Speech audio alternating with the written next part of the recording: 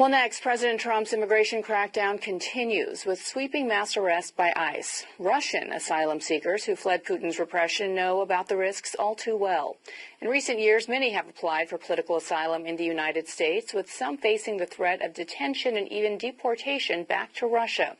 Our next guest, Dmitry Valuyev, set up a nonprofit to assist those whose lives are on the line. And he joins me now from Washington, D.C. Dmitry, welcome to the program. So you've said the U.S. is changing how it's treating Russian asylum seekers. Explain how, specifically from the Biden administration to now the Trump administration.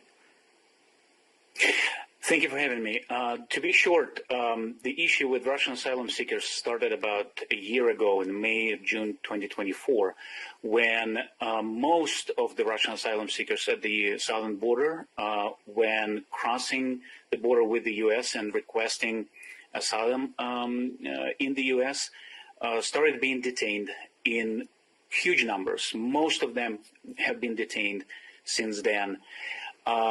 With the requirement to defend their case in court. However, in detention, without access to internet, without any support infrastructure, without being able to translate the documents, because immigration courts do not accept any documents other than in English. Many people started failing their cases without an ability to defend themselves effectively. When Trump took over in January 20th, 2025, with his executive order to close the southern border, drastically changed the policy. So most of the Russians who tried to apply for asylum at the southern border are being deported right away back to Russia, regardless of the case, regardless of the potential harm that they can face in Russia. And in addition to that, people who've been detained since May, June 2024, who are still in detention, they started failing their cases, they started losing their asylum, and they started being deported back to Russia again, regardless of their threat back in Russia. Do we know how many Russian asylum seekers were here in the U.S. and how many have now been deported back to Russia? Unfortunately, the immigration authorities do not release those exact numbers. The statistics gives the overall population of immigration detention facilities. I think as of now, it's more of 50,000 people.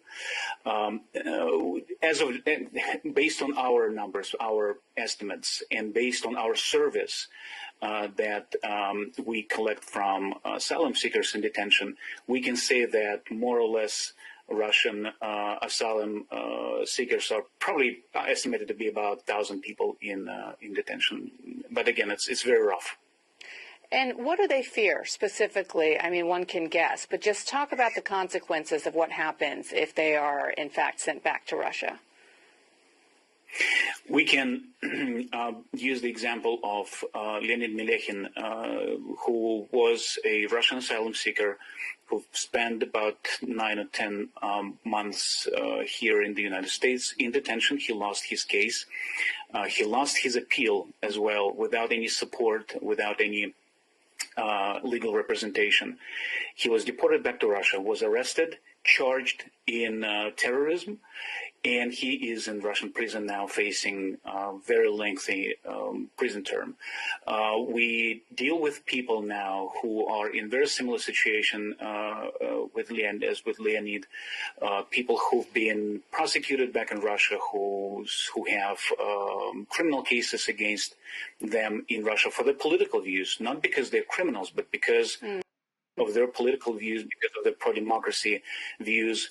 We have a woman in detention now, a little over 60 years old, from Vladivostok, who helped Ukrainians who've been abducted on occupied territories and relocated all over the country to Vladivostok. And she helped them to get back to Ukraine. Because of that, she was prosecuted. She fled the country and seek for asylum in the U.S. And she's still in detention. She lost her case, unfortunately, because of lack of legal representation and because of lack of abilities to defend themselves. And there are many, unfortunately, many cases like that. Well, your group, Russian America for Democracy in Russia, I know you're trying to help some of these asylum seekers. Just tell our viewers exactly how you are helping them. We assembled a team of about 40 volunteers. It's a purely volunteer initiative. About 40 volunteers. We help with very, very basic things. We cannot provide legal support because we are not attorneys. However, we can seek for legal support.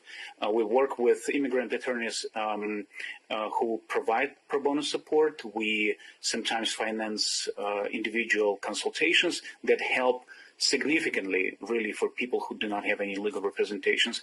We provide free translation, and we provide, what's important, we provide communication for people who are in isolation and detention, sometimes with people, for people who are who do not have any communication with their family members in a different detention, because unfortunately, family separation is one of the things that happen. One member of a family is placed in one detention, another in a different detention. There are two different immigration cases. They cannot communicate with each other properly, so we help with that too.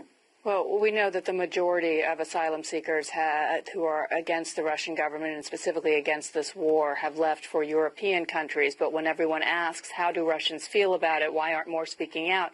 This is a case study on Russians that are trying to speak out and leave the country and sound the alarm. So very interesting and an important initiative that you've taken on. We should note, Dmitry, that we've reached out to the Department of Homeland Security, obviously, which oversees ICE. We have not had a statement from them just yet, but if we do get one, we will update our viewers as well. Dmitry Valuyev, thank you for joining us. Really appreciate it. Thank you for having me. And we'll be right back after this short break.